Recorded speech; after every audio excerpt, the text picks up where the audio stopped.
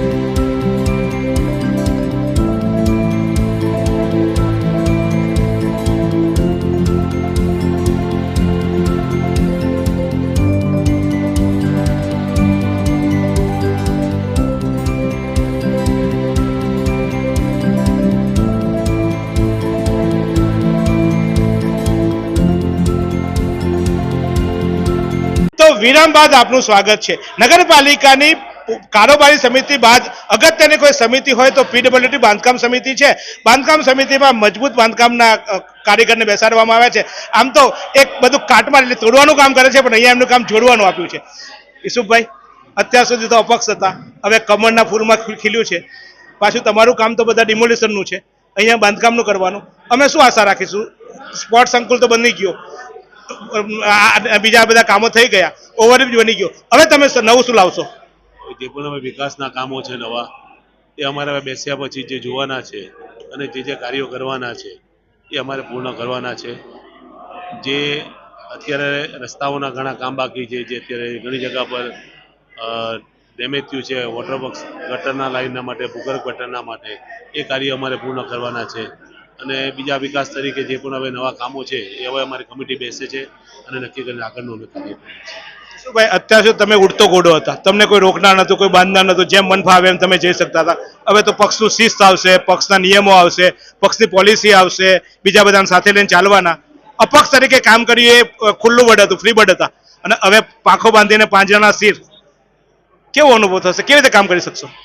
અપક્ષ તરીકે જ્યારે અમે ચૂંટાયેલા હતા ત્યારે અમે જે કાર્યો કરાવવાના હતા તે અમારે કરાવવા પડતા હતા, અને હવે પાર્ટી સાથે જ્યારે અમે જોડાયા છે અને આવ્યા છે અને ચેરમેન બન્યા છે તો એ કાર્ય હવે અમારે જાતે કરવાના છે. હવે શિસ્ત આવી જશે ને, પેલો પ્રોટોકોલ આવશે, પ્રોટોકોલમાં તમારી ઈચ્છા હોય તો એ પાર્ટી ના પાડશે, સંકલન સમિતિ ના પાડશે, નહીં કરી શકશો? એને સમજાવવું પડશે અને જે કરવા જેવા કાર્યો હશે એના માટે યોગ્ય નિર્ણય લઈને એ કાર્ય અમારે પૂર્ણ કરવાના આવશે. પ્રજાએ મત આપ્યા છે, પ્રજાને ખુશ કરશો ને, કે પછી આવતી ચૂંટણીમાં પાછા ખવડાવવું પડશે આપણે બધાને? જ્યારે પ્રજાએ અમને અપક્ષ તરીકે એક વિપક્ષમાં બેસતા હતા અમે, તો અમને ચૂંટીને આવતા હતા, તો અમે પક્ષના અંદર ચૂંટાઈને આવ્યા છીએ. તો અમારે તો હવે કાર્ય કરીને પ્રજાની જે કંઈ પણ એ લોકોની જે ઈચ્છા છે તે પૂર્ણ કરવાની છે અમારે. ચોક્કસ. અહીંયા પાર્વતીબેન છે, બાજુમાં સોમનાથ મહાદેવ, ને તમારું નામ પાર્વતી છે, પણ સમિતિ એવી તમને આપી છે કે રોજ તમારા ત્યાં મોરચા આવે, પાણીના માટલા તોડે. હવે માટલા લોકો ભરાશે માટલા, કે પાછા માટલા તોડવા આવવું પડશે? ભરાશે, માટલા ચોક્કસ ભરાશે. આ બધું તમારા ત્યાં તો પેલા પાણીના પ્લાન્ટ મૂક્યા હતા, અને બધા 10-10 રૂપિયાની કઈ બોટલ ભરી જવાની હતી, ને બધા પ્લાન્ટ બી બંધ થઈ ગયા, અને લોકોએ બિચારે પાણી, વોટર એટીએમ, તમારા વોટર એટીએમમાં એટીએમ નહીં આવ્યું. આ ભાજપના રાજ્યમાં જ ફરી પાછા તમે બેઠા છો, હવે લોકોને વોટર કેવી રીતે આપશો? લોકો ફરી પાછા બ્રિસ્ટરીના બાટલા, એટલે કે બાટલા લાવી લાવીને પીવું પડશે? ના, પ્રોજેક્ટ દ્વારા જ આપીશું ને, પાણીના વોટર ટાંકી દ્વારા જ આપીશું ને. પ્લાન છે અમારો. તમારા ઘરે પાન ક્યાંથી આવે? નગરપાલિકાનો આવે કે બહારથી મંગાવો? મને તો એવું કે તમે પેલું જગ મંગાવતા છે એમ કે? ના. સાચે નગરપાલિકાનું પાણી. નગરપાલિકાનું હા. તો આશા રાખીએ હવે બિલીમોરાની જનતાએ જગ નહીં મંગાવવા પડશે, જગવાળાના ધંધા પર કાગડા ઉઠશે. બિલકુલ બિલકુલ. આશા રાખીએ કે ચોક્કસ આવે. પણ આ બધું બાંધકામ સારું હોય, પાણી સારું હોય, તેમ છતાં આરોગ્ય બગડે. આરોગ્યની કઈ હોસ્પિટલ તમારી પાસે નથી, તમે ચેરમેન બન્યા છો. આ તો કેવું થયું કે તમને આપ્યું પ્લેન, પણ પછી પેટ્રોલ તો કઈ છે નહીં, તો પેટ્રોલ વગર પ્લેન કેમ રહેશે? આરોગ્યની તમારી પાસે એક આરોગ્ય કેન્દ્ર નથી, તો લોકોને કેવી રીતે સેવા કરશો? આરોગ્ય કેન્દ્ર બનાવીશું અને બિલીમોરાની ચોખ્ખાઈ રાખીશું. સફાઈ કામદારને ટાઉન પ્લાનિંગ. ચોક્કસ. તો બિલીમોરામાં હવે અગત્યનું કામ આવ્યું છે ટાઉન પ્લાનિંગનું. શહેર વિકાસ થાય એટલે ટાઉન પ્લાનિંગની જરૂર પડે. ટીપી સ્કીમ તમારે ત્યાં તો છે નહીં. લોકો ગેરકાયદેસર બાંધકામો બાંધીને પૈસાવાળા થઈ ગયા. હવે એ ગેરકાયદેસર બાંધકામો અટકાવશો કે પછી નવા બાંધકામો પાછા ટેબલ નીચે?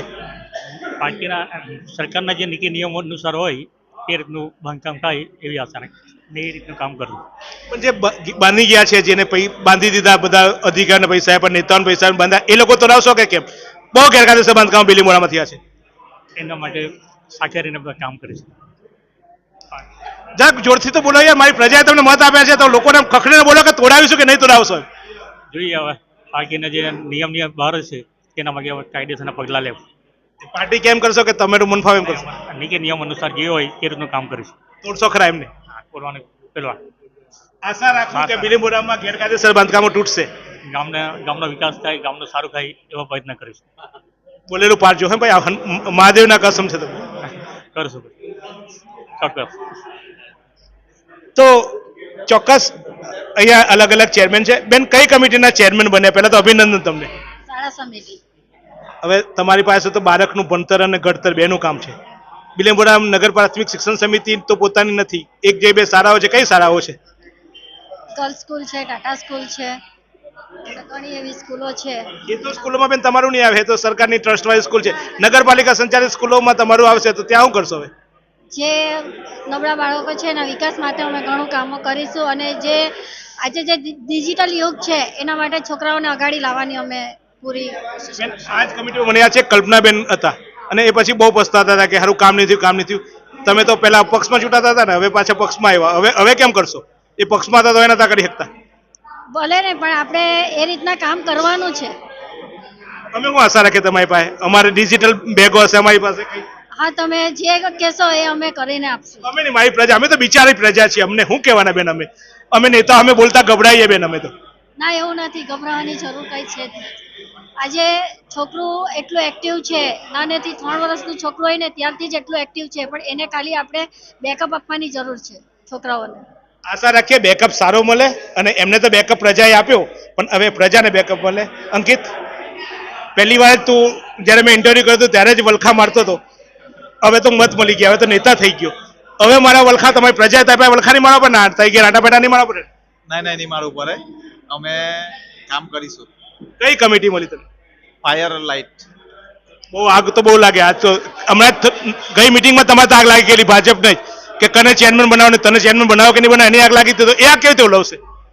અમે જ્યાંથી ફોન આવશે કે કઈ બી હશે તો અમે તાત્કાલિક ત્યાં પહોંચી જશું. અંકિત, પણ આ તો મેં કીધું તેમ તમારે તો પક્ષમાં જ આગ લાગી હતી, ગઈ મિટિંગ કેમ મુલતવી રાખવી પડી, તો આવી બધી આગો કેવી રીતે ઓલવશો? એટલે અમે ઓળખી લઈશું. આશા રાખું યુવાન છે અને નવો ચહેરો છે પણ છે. તો આ જુઓ છો કે એક અનુભવી ચહેરાઓની સાથે સાથે પક્ષે એક નવા ચહેરાઓને મૂકે છે. બેન, શું નામ છે અને કઈ કમિટીના ચેરમેન બને તમે? Drainage line. નૈના બેન સુખદેવભાઈ, ડ્રેનેજ લાઈન છે. બેન, આજકાલ તો ગંદકી એટલી બધી ફેલાઈ છે ને લોકો આવીશું. કરશો સાફ? પાકું. પછી અમારે તમને હોદવાની પડે એવું નહીં થાય ને? નહીં હોટવા પડે. કારણ કે ડ્રેનેજ ઉપરાંત ત્યારે તો ભલભાલનો મગજ છટકે હે જો બેન, ગમે તેવું બોલે છો. અમે તો પ્રજા તો મત આપે પછી કેવો મત લેવા તો આવેલા, અને હવે ડ્રેનેજ ઉપરાંત તો નહીં દેખાય. વાંધો નહીં, જે સોંપ્યું છે એની પર મેં ખરી ઉતરા. કારણ કે બીજું બધું તો એવું છે, બીજા બધા તો ચાલે, પણ હવે ડ્રેનેજ ઉપરાંત તો મગજ છટકે. પછી અમે તો કહેવું કે મત લેવા તો બહુ દવેદન આવતા હતા, હવે ડ્રેનેજ ઉપરાંત તો આવવાની એમ કહેવું તો મેં વોટ લીધેલા છે એટલે કામ માટે આવો ભાઈ, હું કરી આપા તમને. કહેશો ને? ચોક્કસ. પાકું પાકું.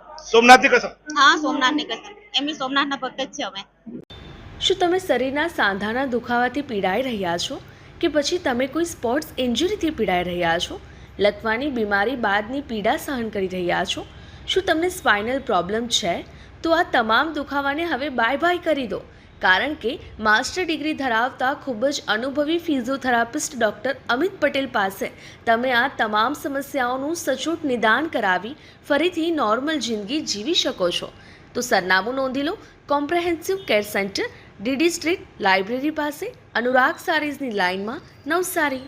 બિલીમોરા નગરપાલિકાની જે કમિટીઓ બનાવવામાં આવી છે એ કમિટી પૈકી કારોબારી સમિતિમાં ચેરમેન તરીકે પ્રજ્ઞેશભાઈ રામજીભાઈ પટેલ, આ ઉપરાંત મુકેશભાઈ હરીશભાઈ પટેલ, અર્ચનાબેન મુકેશભાઈ મહેતા, કલાવતીબેન જોગીભાઈ પટેલ, ચિંતનકુમાર રોહિતભાઈ શાહ, મનીષાબેન ધર્મેશભાઈ પટેલ, શર્મિલાબેન રમેશભાઈ દેસાઈ, સાજનકુમાર ગુલાબભાઈ પટેલ, દક્ષેશ ઈશ્વરભાઈ પટેલ, પ્રદીપકુમાર જમનાદાસ ધીવર અને નરેશભાઈ નગીનભાઈ પટેલને સભ્ય તરીકે સમાવવામાં આવ્યા છે. એ જ રીતે જાહેર બાંધકામમાં ચેરમેન તરીકે ઈસુફભાઈ અબ્દુલભાઈ અજીઝ મેમન અને સભ્ય તરીકે અરવિંદભાઈ બાબુભાઈ પટેલ, હેતલ મનીષ દેસાઈ, આ ઉપરાંત મયુરી કિશોરભાઈ પટેલ, નીરુબેન રામુભાઈ પટેલ, ધર્મેશભાઈ ગોપાલભાઈ પટેલ અને મનીષ સુરેશચંદ્ર નાયકનો સમાવેશ કરવામાં આવ્યો છે. આરોગ્ય સમિતિના ચેરમેન તરીકે ધર્મેશભાઈ ગોપાલભાઈ પટેલ ઉપરાંત સભ્ય તરીકે વર્ષાબેન રમેશભાઈ સારંગ, લીનાબેન યોગેશભાઈ પટેલ, રીટાબેન જ્યોતિષભાઈ સોલંકી, દક્ષેશ કુમાર ઈશ્વરભાઈ પટેલ, પ્રદીપકુમાર જમનાદાસ ધીવર અને મહેન્દ્રકુમાર જગદીશભાઈ જોશીનો સમાવેશ કરવામાં આવ્યો છે. વોટરવર્ક્સ કમિટી અને કંટ્રોલિંગ સમિતિના ચેરમેન તરીકે પાર્વતીબેન અમૃતભાઈ પટેલ, આ ઉપરાંત સભ્ય તરીકે અરવિંદભાઈ બાબુભાઈ પટેલ, શર્મિલાબેન દેસાઈ, હેતલ દેસાઈ, ચિંતન શાહ, નરેશ પટેલ અને મુકેશભાઈ પટેલનો સમાવેશ કરવામાં આવ્યો છે. ફાયર એન્ડ લાઇટ કમિટીના ચેરમેન તરીકે અંકિતભાઈ ટંડેલ ઉપરાંત સભ્ય તરીકે નૈનાબેન પટેલ, મહેન્દ્રકુમાર જોશી, રીટાબેન સોલંકી, સાજનકુમાર પટેલ, અરવિંદભાઈ પટેલ, ધર્મેશભાઈ પટેલનો સમાવેશ કરવામાં આવ્યો છે. ડ્રેનેજ કમિટીના ચેરમેન તરીકે નૈનાબેન સુખદેવભાઈ પટેલનો સમાવેશ કરવામાં આવ્યો છે. આ ઉપરાંત સભ્ય તરીકે અનુપમા પરમાર, કલાવતીબેન પટેલ, મનીષાબેન પટેલ, પ્રજ્ઞેશભાઈ રામજીભાઈ પટેલ, અરવિંદભાઈ પટેલ અને નરેશભાઈ પટેલનો સમાવેશ કરવામાં આવ્યો છે. શાળા સમિતિના ચેરમેન તરીકે અનુપમા સંજય પરમારનો સમાવેશ ચેરમેન તરીકે નિયુક્ત કરવામાં આવ્યા છે. આ ઉપરાંત સભ્ય તરીકે યુસુફ મેમન, મનીષાબેન પટેલ, દિગીસાબહેન પટેલ, મયુરી પટેલ, અર્ચના મહેતા અને ચિંતન શાહનો સમાવેશ કરવામાં આવ્યો છે. જ્યારે ટીપી સમિતિમાં નરેશભાઈ નગીનભાઈ પટેલને ચેરમેન અને અરવિંદભાઈ પટેલ, કલાવતીબેન પટેલ અને પાર્વતીબેન પટેલને સભ્ય તરીકે નિયુક્ત કરાયા છે. આશા રાખીએ કે આ ચેરમેનોને જે કમિટી આપવામાં આવી છે એ કમિટીના કામો કરશે, સોનાનો સૂરજ ઉગશે અને બિલીમોરામાં ફરી એકવાર ભાજપને જે મત આપ્યા છે એ મતનું ચોક્કસ સારું વળતર મળશે. પ્રજા જે આશા રાખી છે, આમ તો નેતાઓ વચન આપે, પાડવાવાળા નહીં હોય, પણ આપણે 25% પાડે ને તો એ જે જેકાર કરી દઈશું ભાઈ. આશા રાખીએ આજે 25% વચન તો પાડે, અને નહીં પાડે તો હું બેઠો છું, કહેજો મને, ચોક્કસ એ લોકોને જેને પૂછીશું, હલાવીશું, ખડખડાવીશું, એમને ઊંઘેરા ઉઠાડીશું કે જાગો, તમે લોકો પાસે મત માંગવા આવ્યા હતા, મત આપ્યા છે, અમારા કામ કરો. તો ચોક્કસ આ જ રીતે અમારા સાથે જોતા રહેજો. નવસારી.